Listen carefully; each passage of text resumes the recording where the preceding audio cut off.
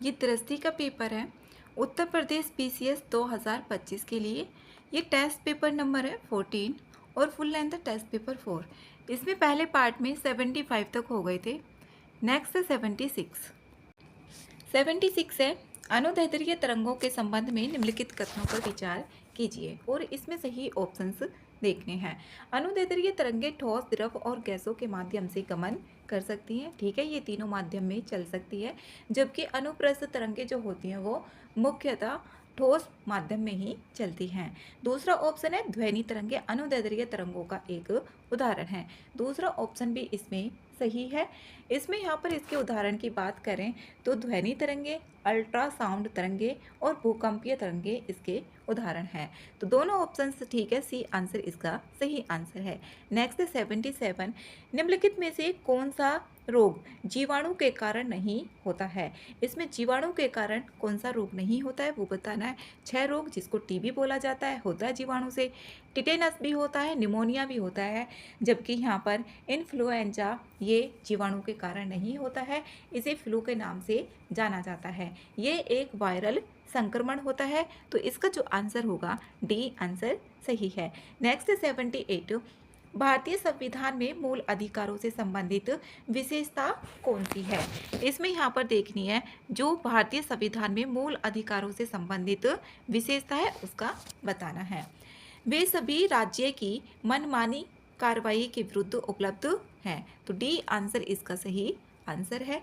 Next 79 है धार्मिक, निम्नलिखित में से कौन सा विकल्प भारतीय संविधान के अंतर्गत धार्मिक स्वतंत्रता के अधिकार का हिस्सा नहीं है।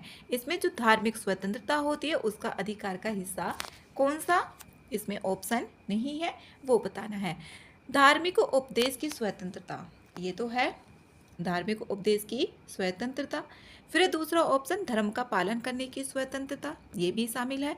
धर्म का प्रचार करने की स्वतंत्रता, ये भी इसमें शामिल है। लेकिन धार्मिक संस्थानों की संपत्ति को गिरवी रखने की स्वतंत्रता इसमें नहीं है। तो डी आंसर इसका सही आंसर होगा। और इसमें धार्मिक स्वतंत्रता से रिलेटेड जो आर्टिकल की बात की गई है वो 25 से लेकर 28 तक बात की गई है। नेक्स्ट है क्वेश्चन नंबर 80, सूची 1 में रेट दी गई है और इधर यहाँ पर अर्थ दिए गए हैं। बंदी प्रत्यक्षीकरण का मतलब होता है प्रस्तुत किया जाए, जो भी बॉडी है उसको प्रस्तुत किया जाए। परमादेश का मतलब होता है हम आदेश देते हैं। प्रतिषेध का मतलब होता है रोकना और उत्प्रेषण का मतलब होता है प्रमाणित करना। तो ए आंसर इसमें सही आंसर है। नेक्स्ट है 81 में है सूची 1 और सूची 2 को इसमें सुमेलित करना है। इसमें राज्य की नीति निर्देशक तत्व दिए और इधर संविधान का आर्टिकल दिया गया है और इसमें मिलान करना है।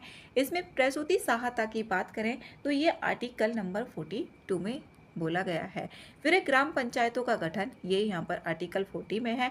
फिर मादक पेय पदार्थ, जो मादक पेय पदार्थ सेवन पर प्रतिबंध लगाना, ये आर्टिकल नंबर 47 में है। ये आर्टिकल 47 में है, जो भी मादक पेय पदार्थ होते हैं उनको प्रतिबंधित कर देना। फिर कलात्मक या ऐतिहासिक रुचि के स्मारकों, स्थानों और वस्तुओं का संरक्षण करना, ये है आर्टिकल नंबर 49 में। तो तीसरा होगा इसका, इसमें यहाँ पर जो होगा सी आंसर सही आंसर है। नेक्स्ट क्वेश्चन नंबर 82, निम्नलिखित घटनाओं पर विचार करना है और सबसे पहले से लेकर आखिरी तक इन्हें कालानुक्रम में भी लगाना है। यहाँ से क्वेश्चन आता है गोलकनाथ मामला, ये 1967 का है, 1967 का। और दूसरा इसमें यहाँ पर मिनर्वा मिल्स की बात करें तो ये 1980 का है, 1980 का। गोलकनाथ मामला 1967, मिनर्वा मिल्स 1980। फिर है इंदिरा नेहरू गांधी मामला, ये 1975 का है, 1975 का। फिर है यहाँ पर वामन राव मामला, ये 1981 का है, 1981 का। तो इसमें यहाँ पर देखिए सी आंसर सही होगा, 1 3 2 4 सी आंसर है। नेक्स्ट है क्वेश्चन नंबर 83, अमेरिकी राष्ट्रपति शासन प्रणाली के संदर्भ में निम्नलिखित कथनों पर विचार करना है और सही आंसर इसमें देखना है। राष्ट्रपति और उसके सचिव अपने कार्यपालिका संबंधी कार्यों के लिए कांग्रेस के प्रति उत्तरदायी नहीं होते हैं। ठीक है, पहला ऑप्शन, राष्ट्रपति को house of Commons house of representative को विघटित करने की शक्ति प्राप्त नहीं है। दूसरा ऑप्शन भी इसमें सही आंसर है। तीसरा है राष्ट्रपति ना तो कांग्रेस का सदस्य होता है और ना ही उसकी बैठकों में सम्मिलित होता है। इसमें तीसरा ऑप्शन भी सही है। अमेरिकी राष्ट्रपति के पास जो हाउस ऑफ रिप्रेजेंटेटिव्स कांग्रेस का निचला सदन होता है उसको विघटित करने का अधिकार नहीं होता है। इसमें तीनों ऑप्शन ठीक है, तीनों ऑप्शन डी में आ रहा है। डी आंसर इसमें सही आंसर होगा। नेक्स्ट है 84। भारतीय संविधान के आपातकालीन प्रावधानों के संदर्भ में इसमें विचार करना है। आर्टिकल 355 संघ पर प्रत्येक राज्य को केवल बाह्य आक्रमण से सुरक्षा प्रदान करने का दायित्व अधिरोपित करता है। इसमें पहला ऑप्शन गलत है। जो प्रत्येक राज्य होगा उसको बाह्य आक्रमण और आंतरिक अशांति से सुरक्षा प्रदान करना है और प्रत्येक राज्य की सरकार संविधान के अनुरूप कार्य करे। तो इसमें पहला ऑप्शन गलत है। दूसरा ऑप्शन है आर्टिकल 352 के अंतर्गत केंद्र राज्य को किसी भी विषय यहाँ तक कि राज्य सूची के विषयों पर कार्यपालिका संबंधी दिशा निर्देश जारी कर सकता है। दूसरा ऑप्शन इसमें ठीक है। तो सही ऑप्शन इसमें देखना है, दूसरा ऑप्शन आ रहा है डी में। डी आंसर इसका सही आंसर होगा। नेक्स्ट है क्वेश्चन नंबर 85। 85 इसमें सूची 1 और सूची 2 दी गई है। इसमें पहले मैं इसमें वित्तीय प्रावधान और संविधान का आर्टिकल, इसमें वित्तीय प्रावधान में देखना है वैवेकिक अनुदान है उसमें बताया गया है ये आर्टिकल 282 में। तो इसका होगा ये। और वैधानिक अनुदान के बारे में आर्टिकल 275 में बताया गया है कि संसद को विशेष राज्य को आर्थिक सहायता प्रदान करने का अधिकार है और जो विशेष अधिकार होते हैं ये सभी राज्यों को उपलब्ध नहीं होते हैं, ये विधि द्वारा शासित किए जाते हैं। तो इसका जो होगा आर्टिकल 275 होगा। भारत की संचित निधि की बात करें तो यह आर्टिकल 266 में ही है और आकस्मिकता निधि की यहाँ पर ये आर्टिकल 267 में। तो इसका आंसर यहाँ पर ए ऑप्शन ही सही आंसर है। नेक्स्ट है 86। आर्टिकल 352 के अंतर्गत राष्ट्रीय आपातकाल के संदर्भ में सही कथन इसमें देखने हैं। पहला ऑप्शन है आपातकाल की उद्घोषणा को जारी होने की तिथि से 1 माह के भीतर संसद के दोनों सदनों द्वारा विशेष बहुमत से अनुमोदित किया जाना अनिवार्य है। इसमें पहला ऑप्शन ठीक है। दूसरा ऑप्शन है लोकसभा स्वयं मात्र से आपातकाल की अस्वीकृति का प्रस्ताव पारित करती है, इसके लिए राज्यसभा की सहमति आवश्यक नहीं होती है। दोनों ऑप्शन इसके सही हैं, तो ए आंसर इसका सही आंसर है। नेक्स्ट है 87। 87 है भारतीय राष्ट्रपति के महाभियोग से संबंधित निम्नलिखित कथनों पर विचार करना है और इसमें सही ऑप्शंस देखने हैं। राष्ट्रपति को संविधान के उल्लंघन के लिए आर्टिकल 61 जो आर्टिकल 61 है के अंतर्गत महाभियोग की प्रक्रिया द्वारा पद से हटाया जा सकता है। ठीक है, पहला ऑप्शन। दूसरा ऑप्शन है राष्ट्रपति के विरुद्ध महाभियोग के आरोप केवल लोकसभा में ही प्रारंभ किए जा सकते हैं। ये ऑप्शन इसमें गलत है। ये इसमें जो महाभियोग की कार्रवाई होगी वो संसद के किसी भी सदन में हो सकती है, लोकसभा में भी या फिर राज्यसभा में भी, और कम से कम यहाँ पर कम से कम 1/4 कुल सदस्यों के हस्ताक्षर भी इसमें आवश्यक होते हैं। 1/4 सदस्यों के हस्ताक्षर होने चाहिए। जैसे सपोज कर लिया यहाँ पर 400 मेंबर है तो इसका 1/4 यहाँ पर निकालेंगे तो इसमें आएगा यहाँ पर 100। तो 100 लोगों के उसमें यहाँ पर हस्ताक्षर भी होने चाहिए। फिर यहाँ पर आगे इसमें पहला तो ठीक है और दूसरा ऑप्शन इसका गलत है। तो इसमें और 14 दिन पहले का नोटिस देना भी ज़रूरी होता है जो राष्ट्रपति होते हैं। इसका आंसर होगा सी ऑप्शन इसका सही है। नेक्स्ट है 88। यहाँ पर सूची 1 और सूची 2 इसमें संविधान का आर्टिकल और इधर प्रावधान दिए गए हैं, इसमें मिलान करके बताना है। आर्टिकल 66 की बात करें तो उपराष्ट्रपति के निर्वाचन का प्रावधान करता है। 66 में जो उपराष्ट्रपति हैं उनके निर्वाचन का करेगा, ये इसका होगा। और आर्टिकल 60 में राष्ट्रपति द्वारा शपथ या प्रतिज्ञान से संबंधित होता है, तो 60 का दूसरा ही ठीक है। 85 की बात करें तो यहाँ पर संसद सत्र स्थगन और सत्रावसान से संबंधित होता है ये। और 65 का यहाँ पर ये बच जाता है कार्यवाहक राष्ट्रपति, जब उप राष्ट्रपति के रूप में कार्य करना या उसके कार्यों का निर्वहन भी करना उपराष्ट्रपति जी के द्वारा। तो इसका जो आंसर होगा डी आंसर इसका सही आंसर है। नेक्स्ट है क्वेश्चन नंबर 89। निम्नलिखित में से कौन सी संसदीय समिति केवल लोकसभा सदस्यों से बनी होती है? ये प्राक्कलन समिति होती है, तो डी आंसर इसमें सही ऑप्शन होगा। इसमें यहाँ पर 30 सदस्य होते हैं जो कि पूरे के पूरे यहाँ पर इसमें सभी सदस्य लोकसभा के ही सदस्य होते हैं, 30 सदस्य होते हैं। और स्टार्टिंग में यहाँ पर जब इसका गठन किया गया था प्राक्कलन समिति का, तो इसमें शुरू में 25 सदस्य थे, लेकिन इसे वर्ष 1956 में बढ़ाकर 30 कर दिया गया था। और ये एकमात्र वित्तीय समिति है जो केवल लोकसभा के सदस्यों से बनी होती है। इसमें पूछा जा सकता है कि जब ये इसका गठन किया गया था, बनाई गई थी, तो उसमें भी 30 मेंबर थे, तो उस समय यहाँ पर 25 मेंबर्स थे। नेक्स्ट है क्वेश्चन नंबर 90। निम्नलिखित में से कौन सा प्रावधान लोक प्रतिनिधित्व अधिनियम 1951 में दिए गए थे? इसमें यहाँ पर यदि कोई व्यक्ति संसद के दोनों सदनों के लिए निर्वाचित होता है तो उसे 10 दिनों के भीतर सूचित करना होगा कि वह किस सदन की सदस्यता ग्रहण करना चाहता है। ठीक है, पहला ऑप्शन।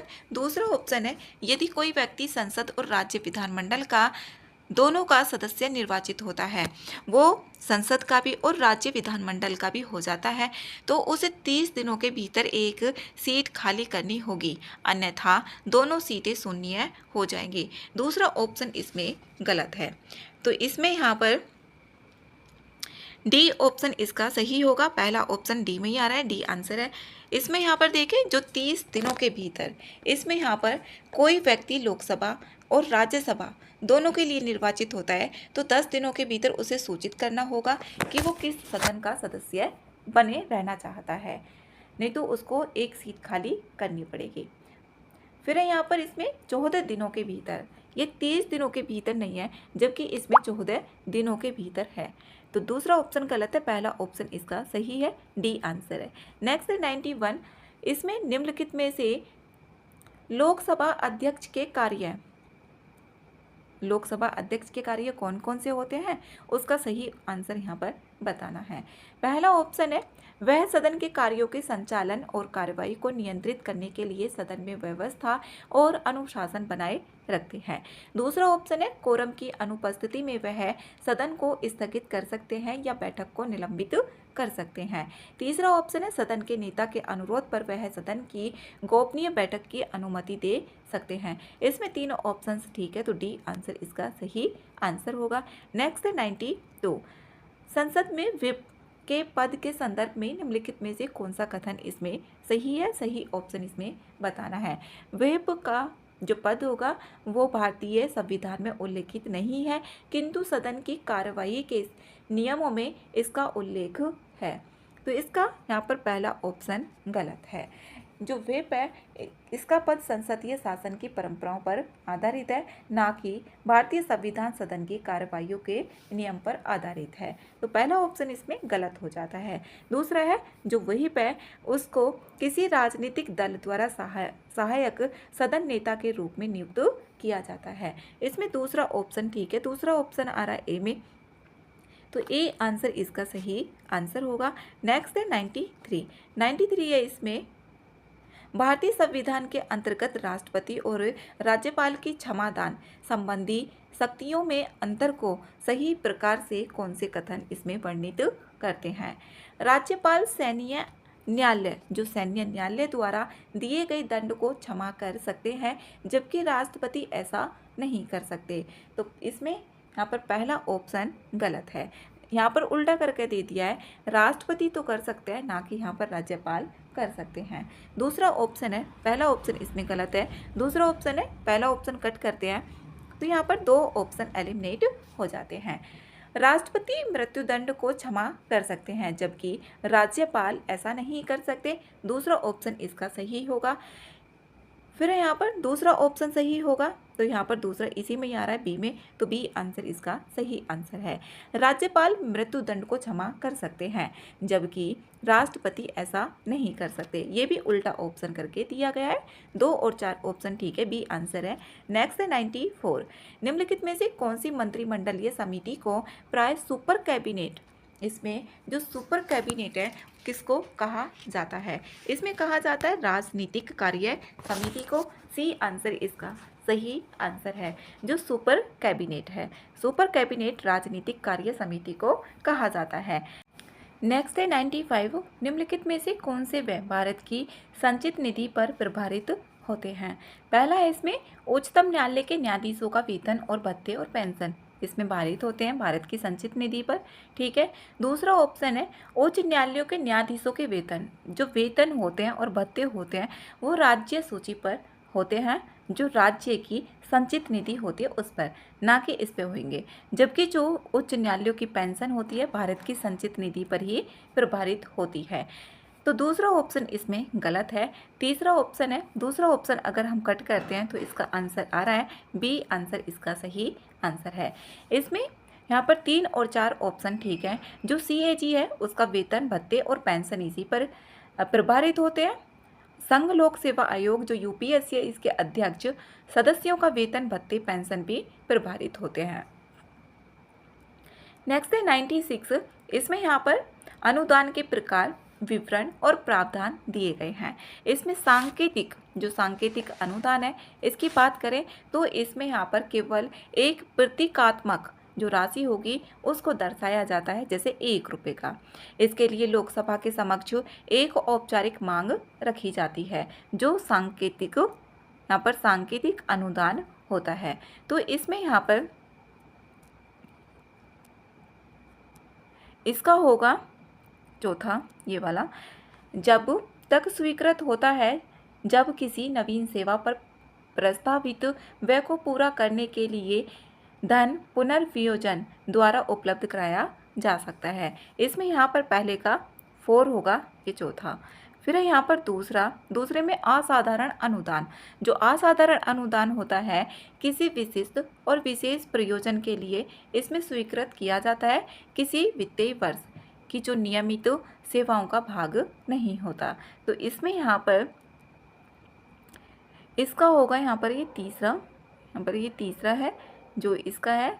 फिर यहाँ पर प्रत्युनुदान इसमें आपातकालीन और अप्रत्याशित व्यय को पूरा करने के लिए जो भी मांग होती है उसको अधिक और अनिश्चित होती है। इसमें यहाँ पर इसका आंसर जो होगा ये ऑप्शन होगा, पहले का चौथा, तीसरा, सी का पहला और दूसरा। तो ए आंसर है। नेक्स्ट है 97 है सूची 1 और सूची 2 दी गई है। इधर राज्य और यहाँ पर लोकसभा सीटों की संख्या दी गई है और यहाँ से कई क्वेश्चन पूछे जाते हैं, लोकसभा का भी और राज्यसभा का भी मिलान करने के लिए भी और कोड करके भी। आंध्र प्रदेश में बात करें तो इसमें है 25, आंध्र प्रदेश में 25 है, गुजरात में है 26 है, कर्नाटक में है 28 और मध्य प्रदेश में 25 है। इसका आंसर होगा यहाँ पर पहले का तीसरा, तो डी आंसर इसका सही आंसर है। नेक्स्ट 98। भारत के सर्वोच्च न्यायालय में तदर्थ न्यायाधीशों की नियुक्ति के संदर्भ में इसमें सही कथन देखना है। जो तदर्थ न्यायाधीशों की नियुक्ति की जाती है उसके संबंध में। तो यहाँ पर है, जब सर्वोच्च न्यायालय का कोई सत्र आयोजित करने या जारी रखने के लिए स्थायी न्यायाधीशों की कोरम की कमी हो तो राष्ट्रपति तदर्थ न्यायाधीश नियुक्त कर सकते हैं। इसमें पहला ऑप्शन गलत है। जो सर्वोच्च न्यायालय में तदर्थ न्यायाधीश हैं आर्टिकल 127 में बताया गया है। तो इसमें यहाँ पर जब सर्वोच्च न्यायालय में स्थायी न्यायाधीशों की संख्या में किसी सत्र को आयोजित करने या जारी रखने के लिए अपर्याप्त हो संख्या, तब भारत के मुख्य न्यायाधीश जो CJI हैं किसी उच्च न्यायालय के न्यायाधीशों को अस्थायी अवधि के लिए सर्वोच्च न्यायालय का तदर्थ न्यायाधीश नियुक्त कर सकते हैं। यहाँ पर राष्ट्रपति नहीं कर सकते, तो पहला ऑप्शन इसमें गलत है। दूसरा ऑप्शन है वह ऐसा केवल संबंधित उच्च न्यायालय के मुख्य न्यायाधीश से परामर्श और भारत के मुख्य न्यायाधीश की पूर्व सहमति से कर सकते हैं। भारत के राष्ट्रपति की पूर्व सहमति से यहाँ पर संबंधित उच्च न्यायालय के जो मुख्य न्यायाधीश से परामर्श करने के बाद होगा, और यहाँ पर जो नियुक्त न्यायाधीश है उसमें सर्वोच्च न्यायालय का न्यायाधीश बनाने की योग्यता होनी आवश्यक चाहिए। तो दूसरा ऑप्शन भी इसमें गलत है, सही ऑप्शन बताना है, ना तो एक ना ही तो डी आंसर इसका सही आंसर है। नेक्स्ट है 99 में संशोधित अधिनियम और प्रावधान इधर दिए गए हैं। 10वां संशोधन की बात करें तो 10वां संशोधन अधिनियम ये 1961 का है। तो ये केंद्र शासित जो यहाँ पर दादर नागर हवेली को भारतीय संघ में शामिल किया गया था। इसमें दादर नागर हवेली को देखना है तो इसका पहले का जो होगा इसमें चौथा होगा। फिर है 15वां संविधान संशोधन। 15वां संविधान संशोधन इसमें उच्च न्यायालयों के जो न्यायाधीश हैं सेवानिवृत्ति आयु 60 वर्ष से बढ़ाकर 62 वर्ष इसमें कर दी गई थी। तो दूसरे का जो होगा इसमें तीसरा होगा, दूसरे का तीसरा, पहले का चौथा। इसमें 61वां संशोधन जो 1989 में किया गया था, लोकसभा और राज्यसभा में चुनावों के लिए जो मत किया जाता था उसमें 21 वर्ष से घटाकर 18 वर्ष कर दी गई थी, जो यहाँ पर 61वां संविधान संशोधन है। तो इसका जो होगा दूसरा होगा, एक ही बच जाता है तो इसका यहाँ पर पहला होगा। तो इसका जो आंसर होगा यहाँ पर बी आंसर इसका सही है, बी ऑप्शन करेक्ट है। नेक्स्ट है क्वेश्चन नंबर 100। भारत के मुख्य निर्वाचन आयुक्त सीईसी और अन्य निर्वाचन आयुक्त ईसी की नियुक्ति से संबंधित निम्नलिखित कथनों पर विचार करना है और इसमें सही ऑप्शंस देखने हैं। पहला ऑप्शन है इनकी नियुक्ति राष्ट्रपति द्वारा उस चयन समिति की सिफारिश पर की जाती है जिसमें प्रधानमंत्री, एक केंद्रीय मंत्री और लोकसभा में विपक्ष के नेता शामिल होते हैं। ठीक है, पहला ऑप्शन। दूसरा ऑप्शन है चयन समिति की अनुशंसा तब भी विधि मान्य रहती है जब समिति में कोई पद रिक्त हो। दोनों ऑप्शन इसके सही है, सी आंसर इसका सही आंसर है। नेक्स्ट है 101। भारत के निर्यात आंकड़ों के संदर्भ में निम्नलिखित में से कौन सा कथन इसमें सही है? सही ऑप्शन इसमें बताना है।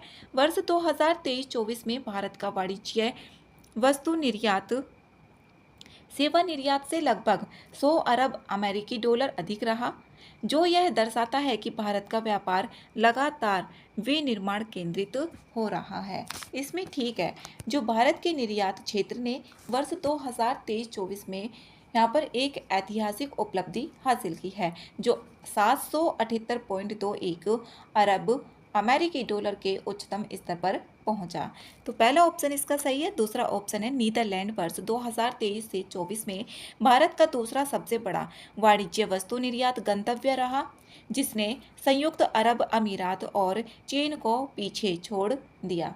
इसमें दूसरा ऑप्शन भी सही है। दोनों ऑप्शन इसके सही हैं, सी आंसर इसका सही आंसर है। नेक्स्ट है 102। सतत विकास लक्ष्य जो एसडीजी सूचकांक है 2025 के संबंध में सही कथन इसमें बताना है। पहला ऑप्शन है भारत 67 अंकों के साथ पहली बार शीर्ष 100 में शामिल हुआ है। ठीक है, पहला ऑप्शन।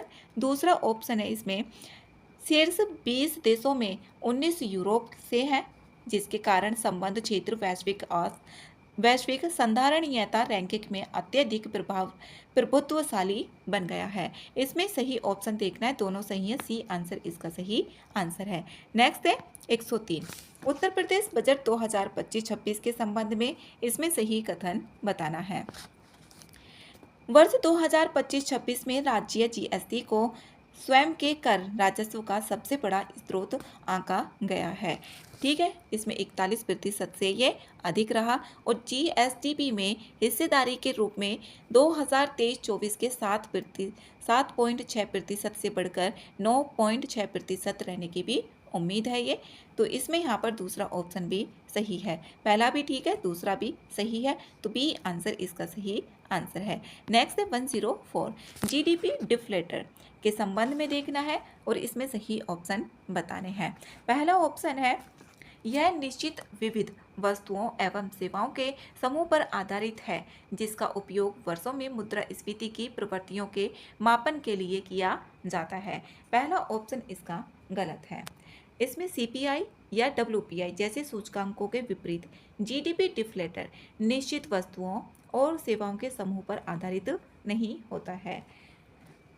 इसमें जो वस्तुओं और सेवाएं होंगी उसकी संपूर्ण श्रेणी शामिल होगी और जिसमें सेवा क्षेत्र भी सम्मिलित किए जाते हैं। पहला ऑप्शन इसमें गलत है। दूसरा ऑप्शन है इससे संपूर्ण अर्थव्यवस्था में मूल्य वृद्धि को मापा जाता है जिसमें वस्तुएं व सेवाएं दोनों शामिल हैं और मुद्रास्फीति GDP वृद्धि का उत्पादन आधारित वृद्धि से अलग करने में भी मदद करता है। तो दूसरा ऑप्शन इसमें सही है।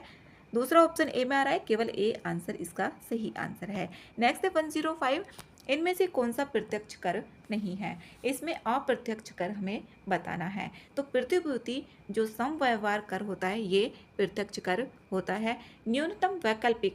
जो न्यूनतम वैकल्पिक कर होगा ये भी यहाँ पर होता है और ये इसको MAT मैट बोला जाता है। इसका उद्देश्य होता है जो न्यूनतम वैकल्पिक कर होता है मैट इसको बोला जाता है। इसका उद्देश्य जो भी कंपनीज होती हैं कर जाल में लाना होता है, कंपनियों को कर जाल में लाना होता है।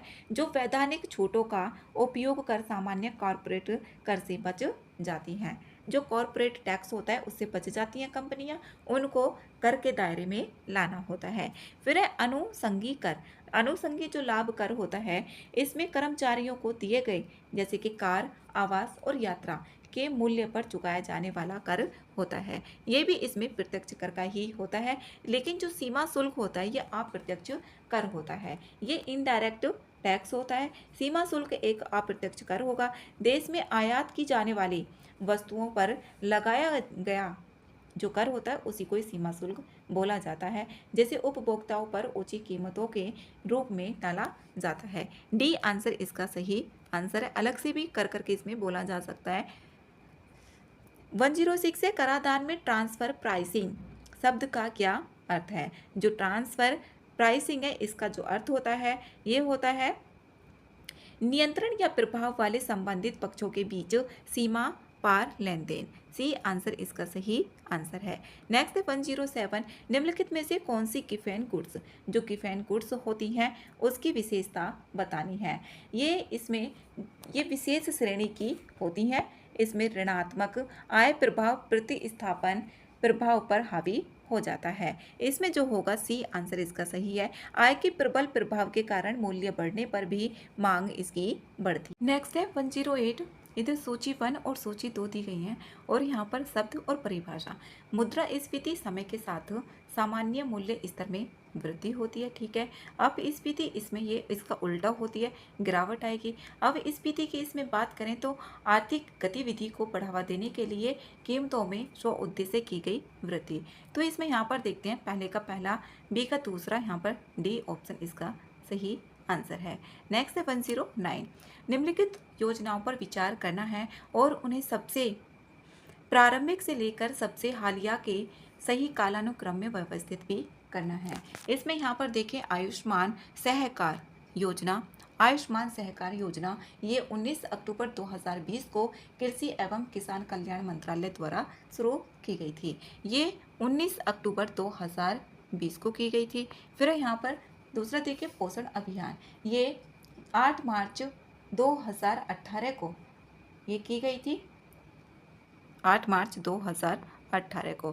फिर प्रधानमंत्री उज्ज्वला योजना, प्रधानमंत्री उज्ज्वला योजना 2016 में ये पेट्रोलियम एवं प्राकृतिक गैस मंत्रालय द्वारा इसको शुरू किया गया था। ये 2016 की है। दीनदयाल उपाध्याय ग्रामीण कौशल योजना ये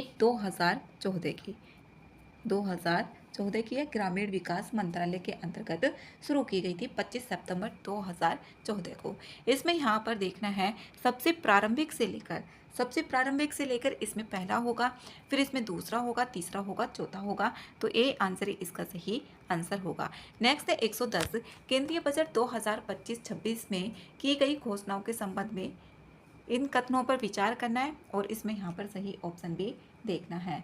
इसमें पहला ऑप्शन देखें, भारत के शहरों में दीर्घकालिक विकास परियोजनाओं को समर्थन देने के लिए 1 लाख करोड़ रुपए का अर्बन चैलेंज फंड जुटाया जाएगा, ठीक है, पहला ऑप्शन। दूसरा ऑप्शन है केंद्र सरकार घरेलू उत्पादन को बढ़ावा देने के लिए तुअर, उड़द और मसूर पर ध्यान केंद्रित करते हुए 6 वर्षीय मिशन फॉर आत्मनिर्भरता इन प्लेसेस लॉन्च करेगी। दूसरा ऑप्शन भी इसमें ठीक है, दोनों ऑप्शन इसमें सही है, तो सी आंसर इसका सही आंसर है। इसमें जो नाफेड है ये भारतीय राष्ट्रीय कृषि सहकारी विपणन संघ है, और NCCF भारतीय राष्ट्रीय सहकारी उपभोक्ता संघ। नेक्स्ट है 111। 111 पॉवर्टी एंड इनइक्वालिटी पुस्तक के लेखक कौन है? इसमें यहाँ पर अमर्त्य सेन है, सी आंसर इसमें सही आंसर है। नेक्स्ट है 112। फिजिकल हेल्थ इंडेक्स FHI 2025 के संबंध में देखना है। इसमें पहला ऑप्शन है यह भारतीय रिजर्व बैंक RBI द्वारा 18 प्रमुख राज्यों के वित्तीय स्थिति का मूल्यांकन करने के लिए जारी किया जाता है। पहला ऑप्शन इसमें गलत है, ये नीति आयोग की एक पहल है, ना कि RBI के द्वारा है, तो पहला ऑप्शन इसका सही गलत है। दूसरा ऑप्शन है गुजरात और महाराष्ट्र ने शीर्ष 2 स्थान प्राप्त किए, जो भारत के राज्यों में उनकी सर्वाधिक वित्तीय स्थिरता को दर्शाता है। दूसरा ऑप्शन भी इसमें गलत है। इसमें यहाँ पर ओडिशा प्रथम स्थान पर है, और उसके बाद है छत्तीसगढ़, गोवा, झारखंड और गुजरात। तो ओडिशा इसमें पहले स्थान पर है, शीर्ष 2 स्थान यहाँ पर गुजरात और महाराष्ट्र नहीं है, तो दोनों ऑप्शन इसके गलत हैं। सही ऑप्शन इसमें पूछा गया है, ना तो 1 ना ही 2 होगा, इसमें डी आंसर सही है। नेक्स्ट है 113। हाल ही में कुवैत के अमीर द्वारा प्रधानमंत्री नरेंद्र मोदी जी को निम्नलिखित में से कौन सा सम्मान प्रदान किया गया? इसमें किया गया order of Mubarak al Kabir, B answer इसमें सही आंसर है। कबीर ये पूछा गया यहाँ पर कुवैत के अमीर द्वारा, जो कुवैत के अमीर है उनके द्वारा कौन सा यहाँ पर दिया गया order of Mubarak al Kabir, B answer इसमें सही है। नेक्स्ट है 114। भारत में संरक्षित क्षेत्र परमिट PAP के संबंध में निम्नलिखित कथनों पर विचार करना है, और इसमें यहाँ पर सही ऑप्शन भी देखने हैं। विदेशी नागरिकों को भारत में संरक्षित क्षेत्रों में गमन करने की अनुमति नहीं है, जब तक कि सरकार के समक्ष विशेष कारणों को उचित ठहराया ना जाए। पहला ऑप्शन इसका सही है। दूसरा है संरक्षित क्षेत्र परमिट प्रदान करने के दिशा निर्देश विदेशियों जो विषयक है वो संरक्षित क्षेत्र आदेश 1958 द्वारा विनियमित होते हैं। इसमें दोनों ऑप्शन सही हैं, दोनों ऑप्शन देखें, इसमें ये आ रहा है ए में, तो ए आंसर इसका सही आंसर है। नेक्स्ट है 115। 115 है साहित्य अकादमी पुरस्कार के संबंध में निम्नलिखित कथनों पर विचार करना है, सही ऑप्शन भी इसमें बताने हैं। साहित्य अकादमी पुरस्कार वर्तमान में 24 भारतीय भाषाओं में प्रदान किए जाते हैं, जिनमें बोडो और संथाली सबसे हाल ही में जोड़ी गई भाषाएं हैं। इसमें पहला ऑप्शन सही है, ये 24 भाषाओं में प्रदान किए जाते हैं, और जो बोडो और संथाली है ये वर्ष 2005 में इनको जोड़ा गया था, बोडो और संथाली को। नेक्स्ट है 2।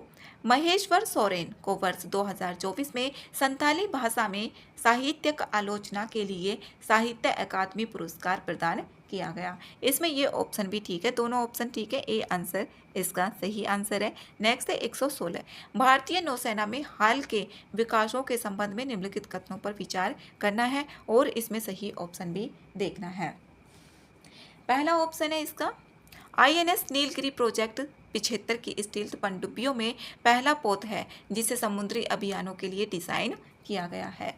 इसमें गलत है पहला ऑप्शन। इसमें जो नीलगिरी INS नीलगिरी है ये प्रोजेक्ट 75, यहाँ पर नीलगिरी ये प्रोजेक्ट 75 का ना हो करके ये है 17A का 17A का है। जो INS नीलगिरी है ये स्टील्ड फ्रीगेट है, जिसे प्रोजेक्ट 17A के अंतर्गत शिपयार्ड कोड नाम से निर्मित किया जा रहा है, तो पहला ऑप्शन इसका गलत है। दूसरा वागसीर, इसमें यहाँ पर उल्टा करके दे दिया, ये 75 का है। जो INS वागसीर प्रोजेक्ट है ये प्रोजेक्ट 75 के अंतर्गत है, तो दोनों ऑप्शन इसके गलत ऑप्शन होंगे, तो 116 का जो आंसर होगा बी होगा, ना तो 1 नहीं 2। नेक्स्ट है 117। 117 है स्वामित्व योजना के संबंध में देखना है, इसमें सही कथन भी बताने हैं। स्वामित्व योजना का जो शुभारंभ ये 24 अप्रैल 2020 को ग्रामीण आवासीय संपत्तियों का ड्रोन प्रौद्योगिकी के माध्यम से डिजिटल मानचित्रण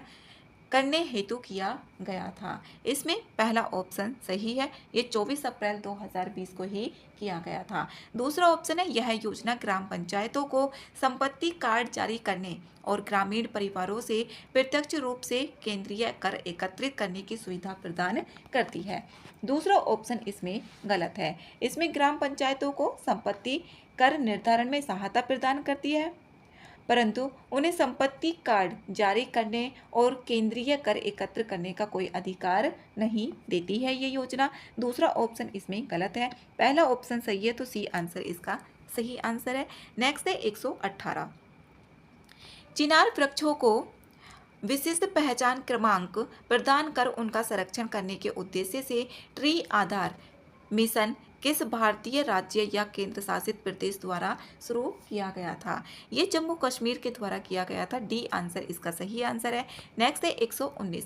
ट्रांसपेरेंसी इंटरनेशनल द्वारा भ्रष्टाचार बोध सूचकांक CPI 2024 में भारत और सूची में शीर्ष स्थान पर रहने वाले देश के संबंध में निम्नलिखित कथनों में से कौन सा इसमें सही है, ये बताना है। तो बी आंसर इसका सही है। भारत 38 अंकों के साथ 96वें स्थान पर रहा और डेनमार्क 90 अंकों के साथ ये शीर्ष पर रहा। डेनमार्क के 90 अंक, जबकि भारत के 38 अंकों के साथ ये 96वें स्थान पर रहा।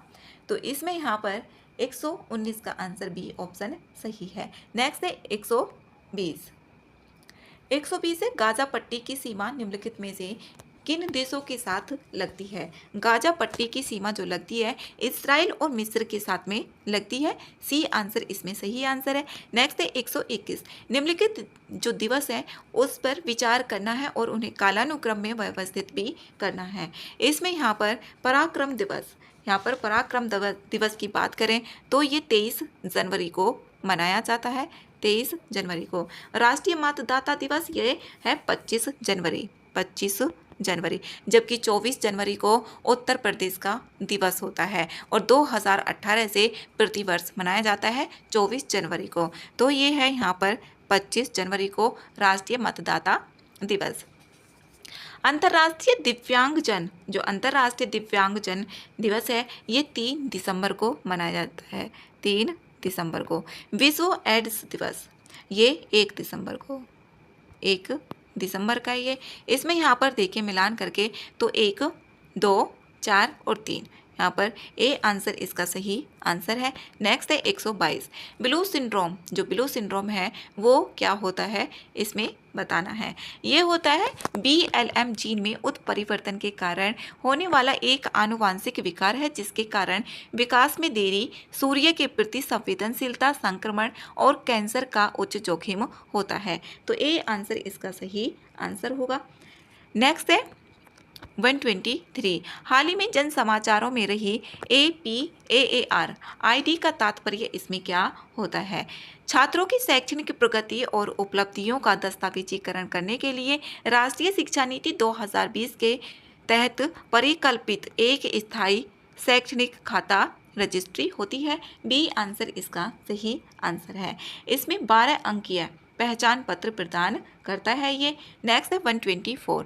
मेड इन इंडिया लेबल योजना का मुख्य उद्देश्य क्या है? इसका उद्देश्य भारत में निर्मित जो उत्पादों की प्रामाणिकता और गुणवत्ता सुनिश्चित करने के लिए स्वैच्छिक प्रमाण प्रदान करना होता है। बी आंसर इसका सही आंसर है। 125 है, आयुर्वेद आहार के संबंध में सही कथन इसमें देखने हैं। यह आयुर्वेद के समग्र आहार सिद्धांतों के अनुरूप विकसित खाद्य उत्पादों को संदर्भित करता है। सही है पहला ऑप्शन। दूसरा ऑप्शन है, हाल ही में भारतीय खाद्य सुरक्षा एवं मानक प्राधिकरण ने आयुर्वेद आहार श्रेणी के अंतर्गत आयुर्वेदिक खाद्य पदार्थों की एक सूची जारी की है। इसमें दोनों ऑप्शन सही है, दोनों ऑप्शन सी में आ रहा है। सी आंसर इसका सही आंसर है। नेक्स्ट है 126।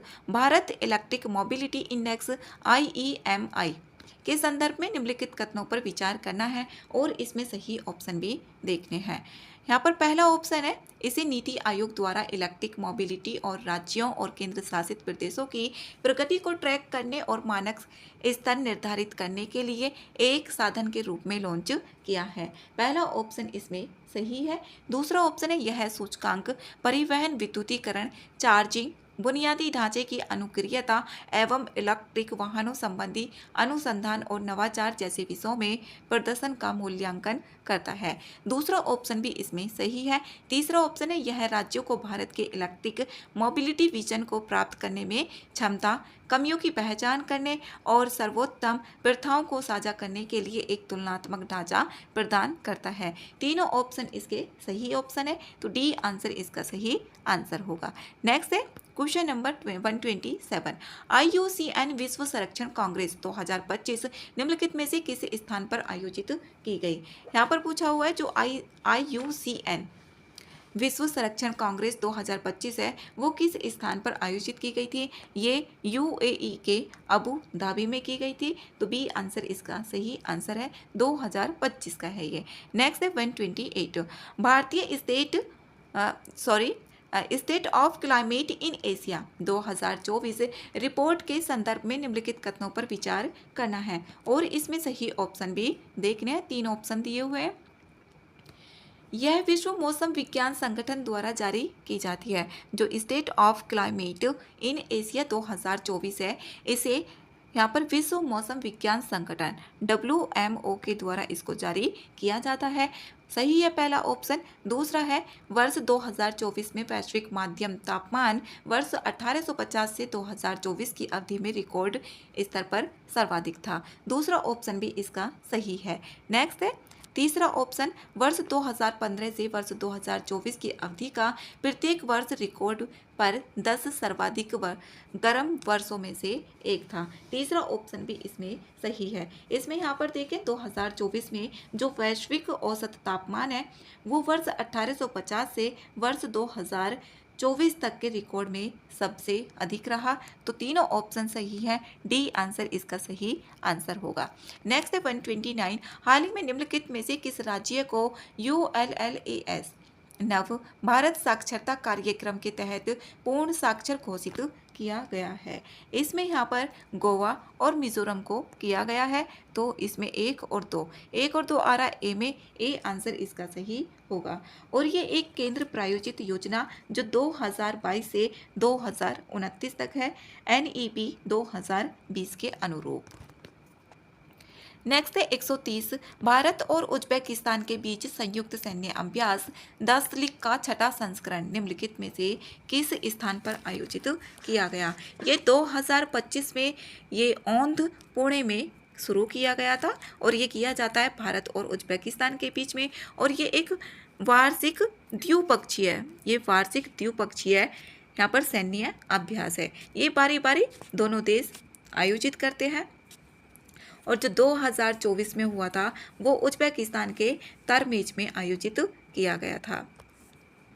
और इसका पहला जो संस्करण है वो 2019 में उज्बेकिस्तान में आयोजित हुआ था, तो इसमें पुणे के औंध में हुआ था। ए आंसर इसका सही आंसर है।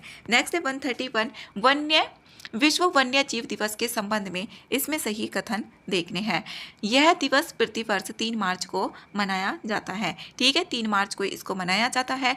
वर्ष 2025 की theme wild life conservation, finance, investing in people and planet. दोनों ऑप्शन इसके सही है, तो सी आंसर इसका सही आंसर होगा। नेक्स्ट है 132। हाल ही में विश्व बैंक और अफ्रीकी विकास बैंक ने मिशन 300 लॉन्च किया है। इस पहल का उद्देश्य क्या है। इस पहल का उद्देश्य वर्ष 2030 तक उप सहारा अफ्रीका में 30 करोड़ व्यक्तियों को बिजली उपलब्ध कराना है।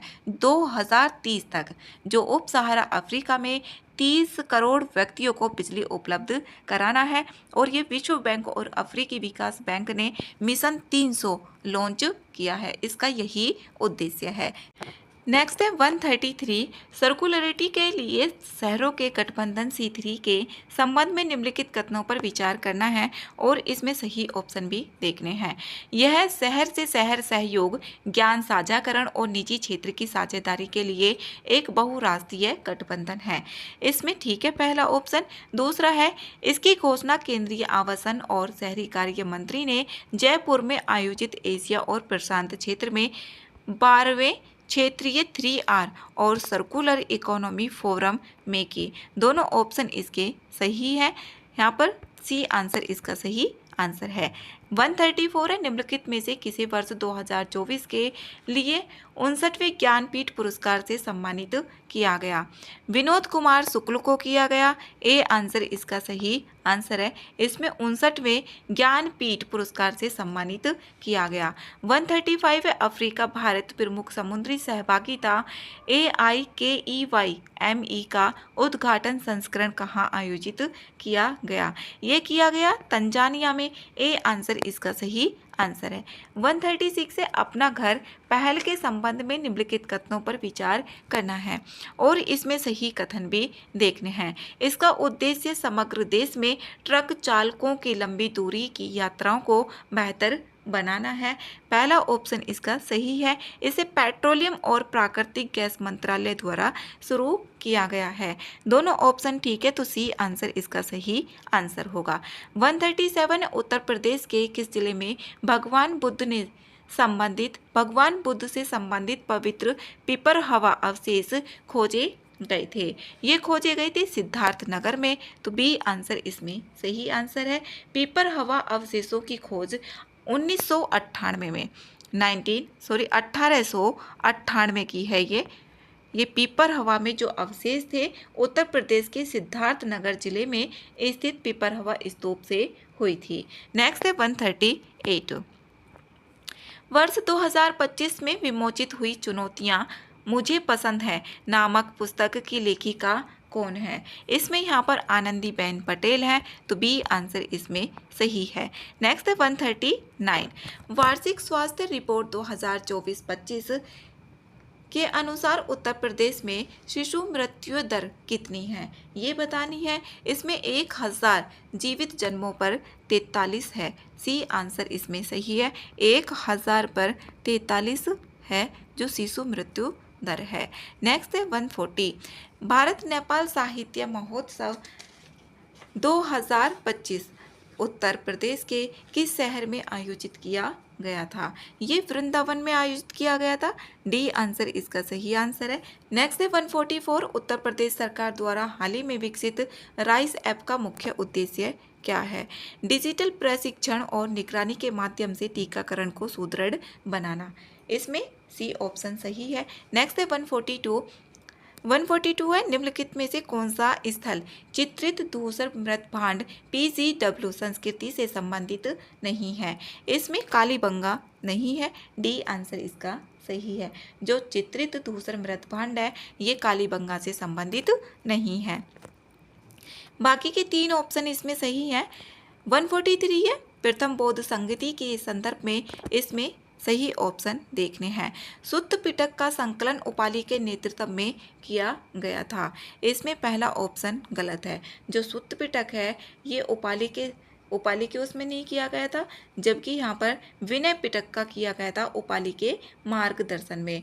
सुत्त पिटक का जो वाचन या अंतिम रूप निर्णय ये बुद्ध के परम निकट जो शिष्य थे आनंद उनके नेतृत्व में किया गया था। विनय पिटक का ये आनंद में नहीं किया गया था, उपालि के मार्गदर्शन में किया गया था। दोनों ऑप्शन इसमें गलत है, ना तो 1 ना ही 2 होगा। डी आंसर इसमें सही है।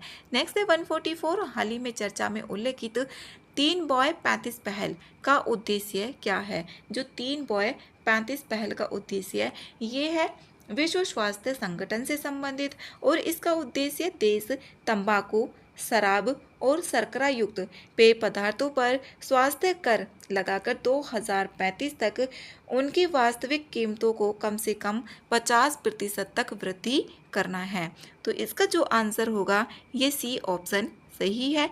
नेक्स्ट है 145। GPS स्पूफिंग क्या है? जो स्पूफिंग है ये है यहाँ पर वास्तविक स्थान के बारे में रिसीवर्स को भ्रमित करने के लिए कृत्रिम GPS सिग्नल भेजने की क्रिया। यहाँ पर बी ऑप्शन इसका सही है। नेक्स्ट है 146। अंतर्राष्ट्रीय योग दिवस 2025 के संबंध में निम्नलिखित कथनों पर विचार करना है और इसमें सही ऑप्शन भी देखने हैं। वर्ष 2025 में 15वां अंतर्राष्ट्रीय योग दिवस मनाया गया। इसमें यहाँ पर गलत है। ये 2025 में 15वां नहीं मनाया गया। ये 21 जून 2025 को विश्व भर में 11वां अंतर्राष्ट्रीय योग दिवस मनाया गया था, ना कि 15वां। दूसरा ऑप्शन है इस योग दिवस की थीम एक पृथ्वी एक स्वास्थ्य के लिए योग थी। दूसरा ऑप्शन इसमें सही है। दूसरा ऑप्शन डी में आ रहा है तो डी आंसर इसका सही आंसर है। नेक्स्ट है 147। आदि कर्मयोगी के संदर्भ में निम्नलिखित कथनों पर विचार करना है और इसमें सही ऑप्शंस देखने हैं। इस मिशन के तहत जनजातीय कार्य मंत्रालय ने पहली क्षेत्रीय प्रक्रिया प्रयोगशाला आरपीएल लॉन्च की। ठीक है, पहला ऑप्शन। और इस मिशन का जो लक्ष्य है वो 20 लाख जनजातीय जमीनी स्तर के कार्यकर्ताओं को ग्राम स्तरीय परिवर्तनकारी नेताओं का एक संवर्ग भी तैयार करना है। सही ऑप्शन देखना है इसमें तो ए आंसर ही होगा इसका। दोनों ऑप्शन सही है। 148 है भारत में कार्यात्मक साक्षरता की उपलब्धियों के संदर्भ में निम्नलिखित कथनों पर विचार करना है और सही ऑप्शन भी देखना है। गोवा भारत का पहला राज्य बना जिसने पूर्ण कार्यात्मक साक्षरता प्राप्त की। इसमें यहाँ पर गलत है, गोवा नहीं बना। इसमें जो गोवा है इसको ULLAS नव भारत साक्षरता कार्यक्रम के तहत पूर्ण साक्षर घोषित किया गया। लेकिन जो मिजोरम है भारत का पहला राज्य बना जिसे पूर्ण कार्यात्मक साक्षरता भी प्राप्त हुई। तो इसमें पहला ऑप्शन गलत है। लक्षद्वीप पहला केंद्र शासित प्रदेश UT बना जिसे पूर्ण कार्यात्मक साक्षरता प्राप्त की गई। तो इसमें दूसरा ऑप्शन इसका सही है। इसमें देखें आंसर तो डी आंसर इसका सही आंसर होगा। इसमें सभी के लिए शिक्षा के उद्देश्य को बढ़ावा देता है और राष्ट्रीय शिक्षा नीति जो NEP 2020 है उसके दृष्टिकोण के अनुरूप है। तो डी आंसर इसका सही आंसर है। 149 है गवाडा नेगेटिव रक्त समूह के संदर्भ में निम्नलिखित कथनों पर विचार करना है और इसमें यहाँ पर सही ऑप्शन भी देखना है। इसे international society of blood transfusion ISBT द्वारा ISBT 042 के रूप में आधिकारिक रूप से पंजीकृत किया गया है। इसमें यहाँ पर ठीक है पहला ऑप्शन। दूसरा है इसे EMM एंटीजन की अनुपस्थिति द्वारा परिभाषित किया गया है। दोनों ऑप्शन इसके सही है तो ए आंसर इसका सही आंसर होगा। नेक्स्ट है 150। WHO के वैश्विक महामारी समझौते के संदर्भ में निम्नलिखित कथनों पर विचार करना है और इसमें सही ऑप्शन भी देखने हैं। पहला ऑप्शन है यह समझौता 20 मई 2025 को अंगीकृत किया गया था। इसमें ठीक है पहला ऑप्शन 20 मई 2025 को ही किया गया था। यह समझौता 60 देशों द्वारा अनुसमर्थन के बाद विधिक रूप से बाध्यकारी हो जाएगा। दोनों ऑप्शन इसमें सही हैं तो ए आंसर इसका सही आंसर होगा।